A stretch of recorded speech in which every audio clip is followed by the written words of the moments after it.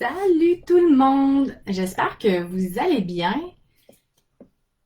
Je vais laisser le temps aux gens d'arriver. Aujourd'hui, on va vous parler à ma chronique On jase mariage. Pourquoi engager les services d'une planificatrice? Fait qu'on va parler de ça aujourd'hui. Mais en attendant que les gens arrivent et tout ça sur le live, je voulais prendre quelques secondes pour vous parler un petit peu de ma journée. Des fois, ça a l'air un peu chaotique, là. Je pourrais vous dire, cette semaine, les enfants ont nécessité beaucoup de temps. Fait que ça se pourrait fortement aussi aujourd'hui que vous voyez mon fils Samuel apparaître à l'écran. Parce que là, à la garderie, ils sont allés jouer au parc. Puis il semblerait qu'ils seraient accrochés dans une marche, tu sais, de l'échelle quand tu veux montrer dans le module de jeu. Puis là, ben il est tombé. Puis il est tombé en pleine face. Petit coco! Il est tombé en pleine face, fait que là, il y a les lèvres enflées, il y a le nez tout scratch, une grosse prune sur le front. En tout cas, je l'ai pas encore vu, là. C'est mon chum qui est parti chercher Samuel. Fait que, ouais. Fait que c'est ça. Ça se pourrait bien gros que Samuel vienne nous voir pendant le live pour avoir un de ses câlins chaleureux de maman. Alors, ouais. Fait que c'est ça. Sinon, ma journée, ben moi, c'est bien démarré. Fait que là, j'ai dans ma journée une petite visite à faire tantôt parce que j'ai un projet sur lequel que je travaille avec Sabrina Pantaloni. On a comme projet de faire des mini-mariages, mini-cérémonies avec cocktail pour l'automne. Donc, pour l'automne et l'hiver. Donc, ceux qui seraient intéressés quand même à se marier très rapidement, parce qu'on l'a senti dernièrement qu'il y a beaucoup de gens qui voulaient quand même célébrer leur union, malgré le fait que la COVID ne permet pas nécessairement d'avoir un gros party avec la danse et tout ça. On a vraiment ressenti ça chez les futurs mariés, les gens qui voulaient pas reporter nécessairement leur mariage à l'année prochaine ou à dans 2 ans. Puis, donc, on s'est dit pourquoi pas s'en aller vers ça, donc vers les mini-mariages. Or donc, aujourd'hui, je m'en vais visiter l'érablière Charbonneau. J'ai bien hâte d'aller voir ça, donc je vais aller rencontrer la propriétaire Mélanie Charbonneau pour aller voir quelles sont les possibilités pour faire des mariages extérieurs. Donc, en tout cas, si jamais c'est quelque chose qui vous intéresse, là, de faire des mini-mariages, donc ceux qui pensaient se marier cette année, qui finalement hésitaient à savoir est-ce que je continue cette année ou pas, qu'est-ce qu'on fait, tu sais. On le sait en ce moment que c'est quand même une situation assez particulière, là. Je pense que tout le monde le dit, puis on le répète encore et encore. Mais bon, fait qu'on est parti sur ce projet-là. Fait que depuis quelques temps, je me promène un petit peu partout sur la rive sud principalement. Donc on veut rester sur la rive sud à peu près à 40 km de Belleuil, donc dans ce périmètre-là. Puis ben là, je cherche toujours des nouveaux endroits, puis en même temps, ça me permet à moi, Roxane, de découvrir des nouveaux lieux, découvrir des nouveaux fournisseurs aussi, des fournisseurs que je connaissais pas. Puis j'ai trouvé des belles merveilles, et je m'amuse et je m'éclate comme une folle à faire ça. Donc, érablière Charbonneau aujourd'hui. Puis, je continue quand même à aller voir d'autres endroits. Donc là, j'ai suscité un intérêt à d'autres salles. J'ai hâte de vous montrer ça parce que si jamais vous ne l'avez pas vu, sur Instagram, quand je visite un endroit, je mets les photos.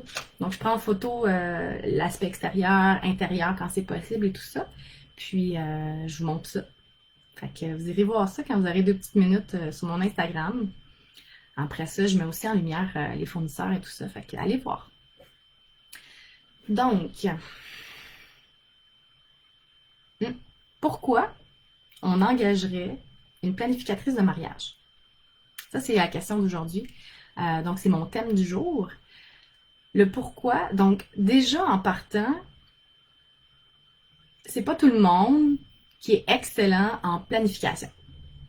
Donc, faites juste vérifier dans votre entourage, là, vous allez en voir, il y a toujours un pro de la planif, quelqu'un qui gère tout, quelqu'un qui a toujours été bon pour organiser des événements, par exemple, c'est lui qui organise tout le temps les fêtes, c'est lui qui organise les réunions de famille et tout ça. Mais il reste quand même qu'il y a encore pas mal de monde qui sont plus ou moins à l'aise avec ça. Alors qu'une planificatrice, mais étant donné que c'est son travail puis qu'elle fait ça tout le temps, ben on est rendu des pros. Donc, c'est facile pour nous de planifier ça. C'est facile de mettre en place un plan pour vous aider à créer un événement qui vraiment répond à votre rêve, à vos besoins, à vos attentes. Donc, en gros, on est structuré. Moi, pour ma part, j'ai un outil en ligne que j'ai développé. Donc, avec Treio, je me suis bâti un modèle de mariage avec lequel les mariés peuvent utiliser pour entrer dans chaque carte, parce qu'on appelle ça des cartes, donc il y a des colonnes avec des cartes, toutes les informations qui sont reliées à nos recherches. Donc, dans un premier temps, les mariés peuvent le faire eux-mêmes. Donc, si jamais c'est quelque chose qui vous intéresse, moi, je peux vous aider à mettre en place cet outil de planification. Hey, allô Anne-Marie!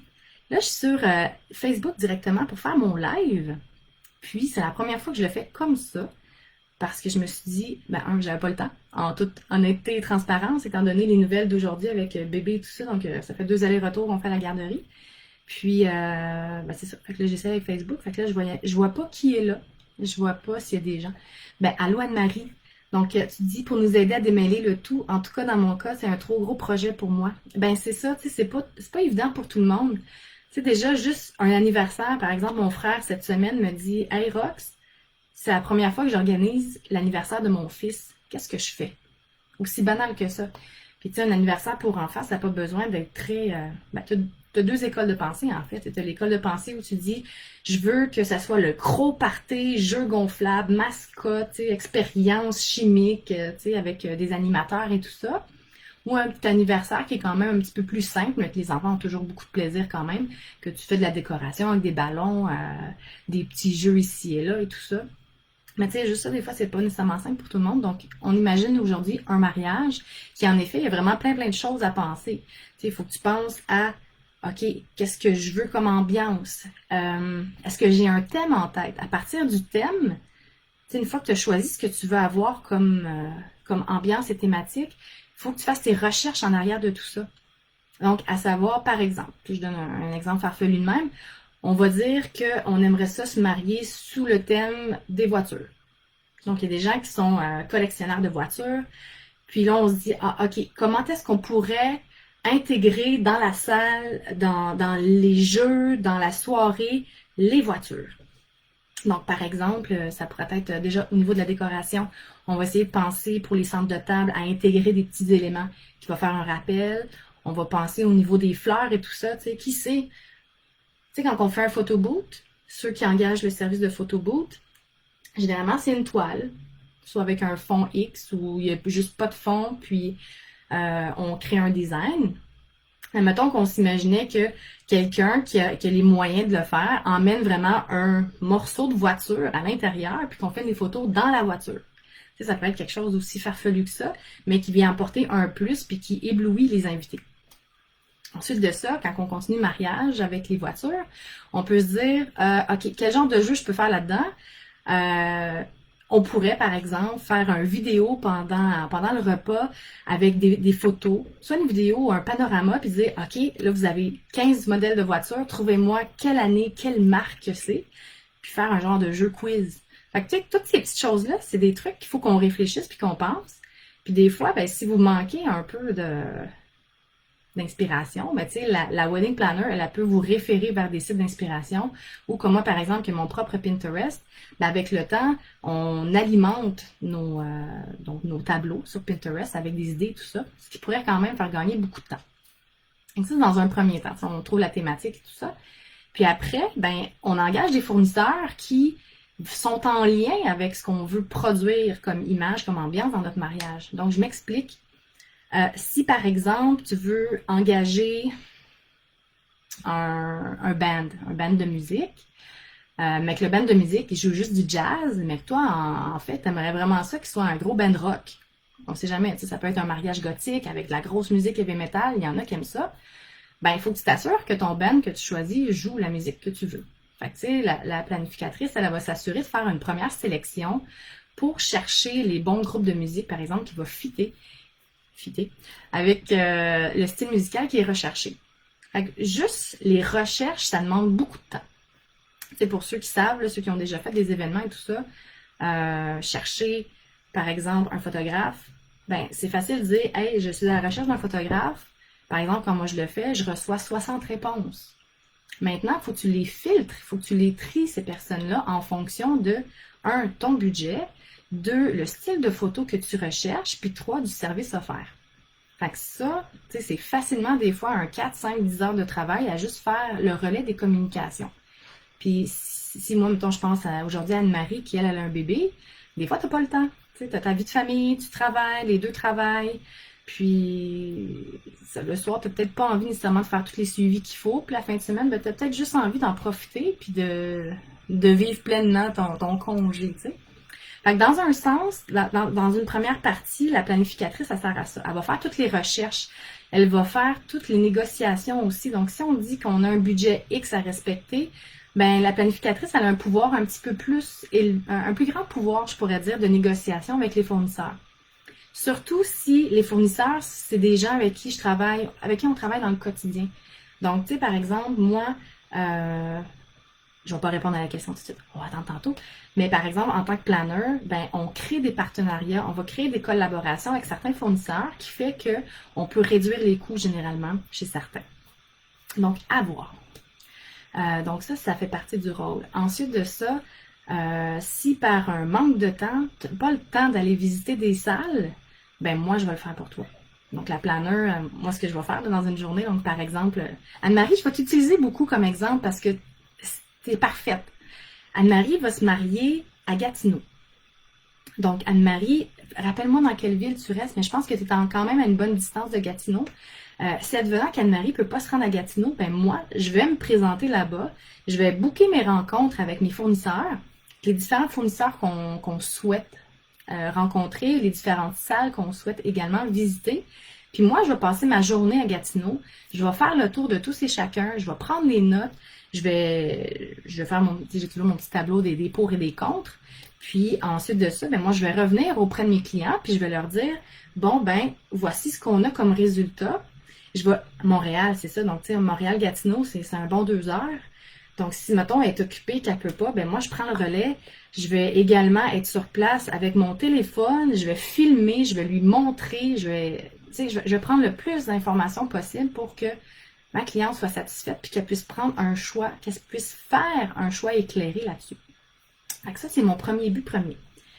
Le deuxième but, c'est on est une oreille. J'arrête pas de dire on, je. Bref, Roxane, événement dynamique, on est une oreille pour les clients. Donc, si jamais il y a un stress, une interrogation, on ne sait plus où est-ce qu'on s'en va, ou tu as juste envie de parler, ben je suis là.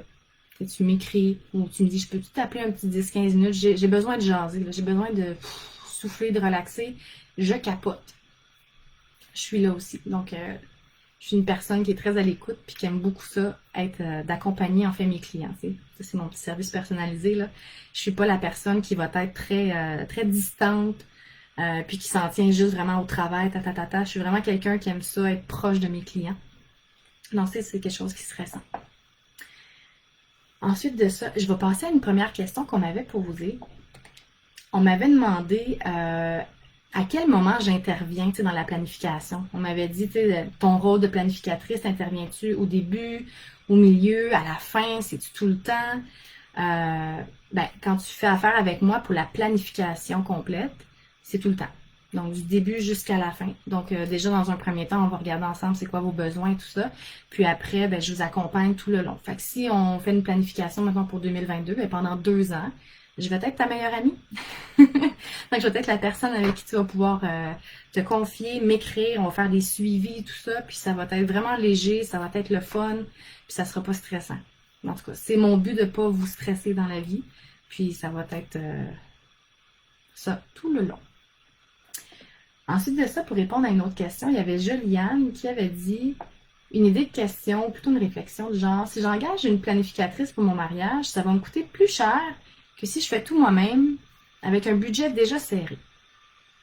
Là encore, la question de l'argent, je pense que ça ne s'applique pas tant que ça parce que le temps que tu gagnes, l'énergie que tu regagnes en engageant une planificatrice de mariage, tu vas te sentir tellement mieux. Ça vaut l'investissement.